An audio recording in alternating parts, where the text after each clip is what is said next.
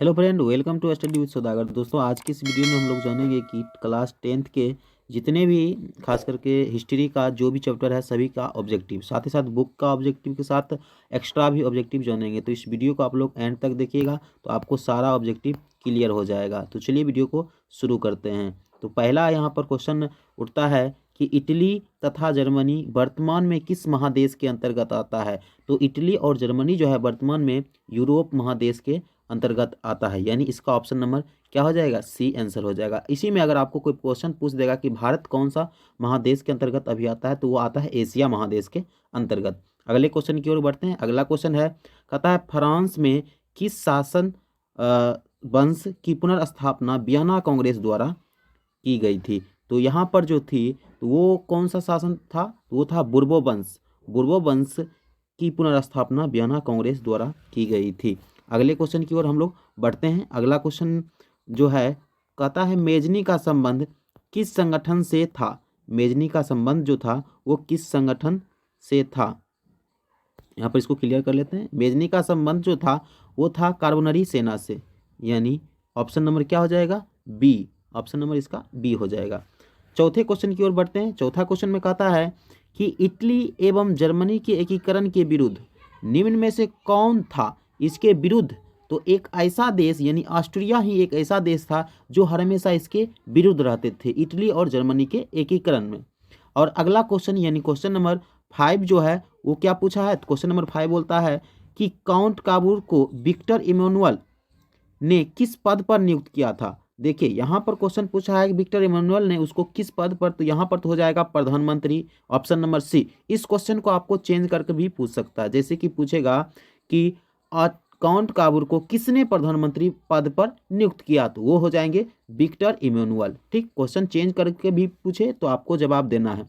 अगला क्वेश्चन है, गेरिबाल्डी पेशे से क्या था। तो गेरिबाल्डी जो है पेशे से क्या था, वो नाविक था। तो नाविक कौन होता है, जो नाव को चलाते हैं। नाविक कौन होता है, जो नाव को चलाते हैं। ठीक, इस तरह हमने समझ लिया है। अगला क्वेश्चन की ओर बढ़ते हैं हम लोग। आगे क्वेश्चन पूछता है कि जर्मन राइन राज्य का निर्माण किसने किया था। तो जर्मन राइन राज्य का निर्माण कौन किए थे, तो जर्मन राइन राज्य का निर्माण नेपोलियन बोनापार्ट ने किया था। ये सब सारा क्वेश्चन ये पूछा गया है, नेपोलियन बोनापार्ट। इसका सही उत्तर क्या हो जाएगा, नेपोलियन बोनापार्ट। अगला क्वेश्चन है कि जालबेरिन कैसी संस्था थी। तो जालबेरिन कैसी संस्था थी, तो वो जालबेरिन व्यापारियों की एक संस्था थी जिसको क्या कहते हैं, जालबेरिन। ये भी जान लिए। नेक्स्ट क्वेश्चन की ओर बढ़ते हैं। नेक्स्ट क्वेश्चन में पूछा है कि रक्त एवं लौह की नीति का अवलंबन किसने किया था। रक्त एवं लौह की नीति का अवलंबन कौन किए थे, तो वो थे बिस्मार्क। कौन थे, बिस्मार्क, यानी ऑप्शन नंबर सी हो जाएगा। नेक्स्ट क्वेश्चन है, कहता है फ्रैंकफर्ट की संधि कब हुई थी। फ्रैंकफर्ट की संधि जो है वो कब हुई थी, तो फ्रैंकफर्ट की संधि 1871 ईस्वी में हुई थी, यानी ऑप्शन नंबर इसका क्या हो जाएगा, डी हो जाएगा। 10 का ऑप्शन नंबर डी हो जाएगा। इस तरह आपने 10 क्वेश्चन को देख लिया। हम इस चैप्टर में लगभग 30 प्रश्न को देखेंगे, तो इस पर वीडियो को आप लोग अंत तक देखते रहिएगा।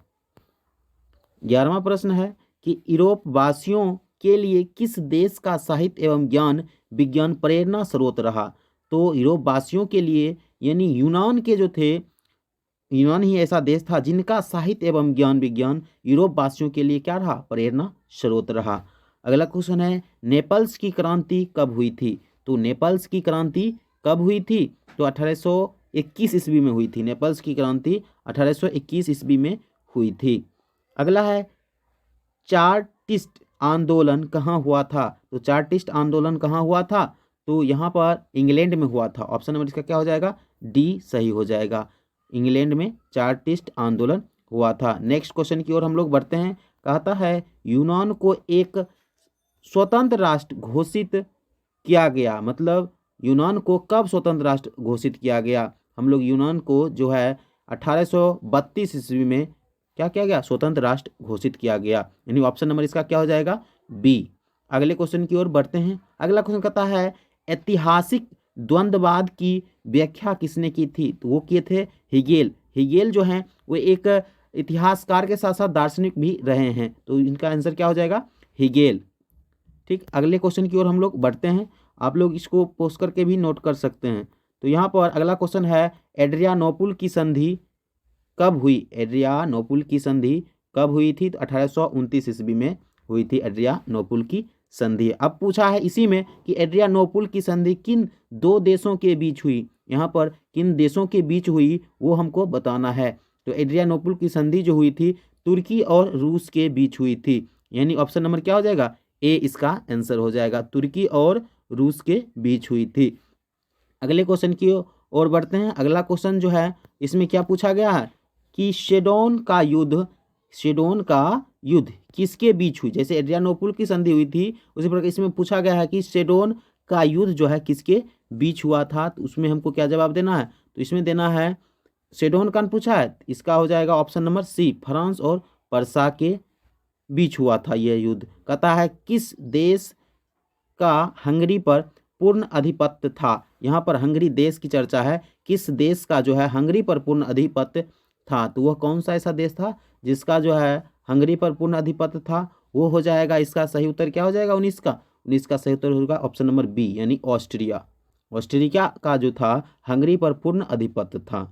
अगला क्वेश्चन कहता है 20 नंबर, कहता है पोलैंड के विद्रोह को किसने कुचल दिया? पोलैंड में जो विद्रोह हुआ उसको किसने कुचल दिया? तो पोलैंड के विद्रोह को रूस ने कुचल दिया था। ऑप्शन नंबर इसका क्या हो जाएगा? ए इसका राइट आंसर हो जाएगा। अगले क्वेश्चन की ओर बढ़ते हैं। कहता है सन 1870 ईस्वी में, सन कितना? 1870 ईस्वी में फ्रांस और पर्सा के बीच युद्ध कहाँ हुआ था? ये क्वेश्चन पूछा है, फ्रांस और पर्सा के बीच जो युद्ध हुआ था वो कहाँ हुआ था? तो वो हुआ था सेडोन में। कहाँ हुआ था? सेडोन में। ठीक, ऑप्शन नंबर ए, इसीलिए इसको सेडोन का युद्ध भी कहा जाता है। ठीक, अगले क्वेश्चन की ओर बढ़ते हैं। अगला क्वेश्चन क्या है? 22 नंबर, कहता है किस युद्ध के बाद जर्मनी का एकीकरण पूरा हुआ? किस युद्ध के बाद जर्मनी का एकीकरण पूरा हुआ? इसका भी राइट आंसर क्या होगा? सेडोन का युद्ध। क्या हो जाएगा? सेडोन का युद्ध, ऑप्शन नंबर डी। ठीक, यहाँ पर शेडोवा भी है, यहाँ पर आंसर हो जाएगा सेडोन का युद्ध, option number D.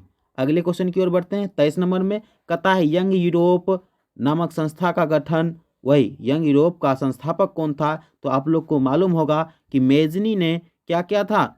Mazzini young Italy एवं यंग यूरोप नामक संस्था का गठन किया था।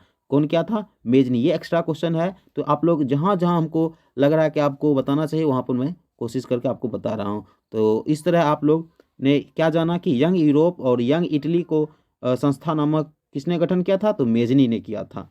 ठीक, अगला क्वेश्चन की ओर बढ़ते हैं। अगला क्वेश्चन जो है कहता है कि यूरोप का मरीज किसे कहा जाता है? यूरोप का मरीज किसे कहा जाता है? तो तुर्की को क्या कहा जाता है? यूरोप का मरीज कहा जाता है, यानी ऑप्शन नंबर क्या हो जाएगा? ए, तुर्की को क्या कहा जाता है? यूरोप का मरीज। अगला क्वेश्चन है, कहता है कि वियना कांग्रेस कब हुआ था? वियना कांग्रेस कब हुआ था? तो ये हुआ था 1815 ईस्वी में वियना कांग्रेस हुआ था। इसका आंसर क्या हो जाएगा? 1815 ईस्वी। अगला क्वेश्चन है, कहता है जर्मनी के एकीकरण का प्रमुख वास्तुकार कौन था? यहाँ पर ये बताने की कोशिश कर रहा है कि जर्मनी का जो एकीकरण हुआ उसमें पूरा जो वास्तुकार मेन रूप भूमिका किसका रहा? तो वो था कौन? बिस्मार्क। कौन था? बिस्मार्क, यानी ऑप्शन नंबर क्या हो जाएगा? डी। इसका आंसर क्या हो जाएगा? Option number D. Next question पढ़ते हैं हम लोग। नेक्स्ट क्वेश्चन में क्या पूछा है? कहता है अब 27 नंबर में इटली के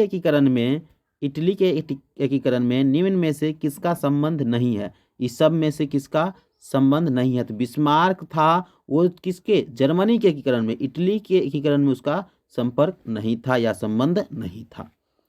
अगला क्वेश्चन है 28 नंबर, और इसमें कहा गया है कि 1830 की क्रांति के बाद फ्रांस में किस प्रकार का शासन स्थापित हुआ? जब 1830 की क्रांति हुआ था उसके बाद फ्रांस में कैसा शासन स्थापित हुआ था? तो वो हुआ था संवैधानिक राजतंत्र शासन प्रणाली स्थापित हुआ था। और नेक्स्ट क्वेश्चन की ओर हम लोग बढ़ते हैं। नेक्स्ट क्वेश्चन क्या कहता है, और नेक्स्ट के साथ साथ हम लोग यहाँ पर एंड करने वाले हैं। तो कहता है नेक्स्ट क्वेश्चन 29 नंबर कि जर्मनी के एकीकरण के लिए कौन उत्तरदायी था? अभी तुरंत ही पढ़ा है, जर्मनी के एकीकरण में सबसे ज़्यादा कौन भागीदारी था? तो वही उसके उत्तरदायी भी होगा। तो यहाँ पर स्वाभाविक है कि बिस्मार्क इसका राइट आंसर होगा, ऑप्शन नंबर बी।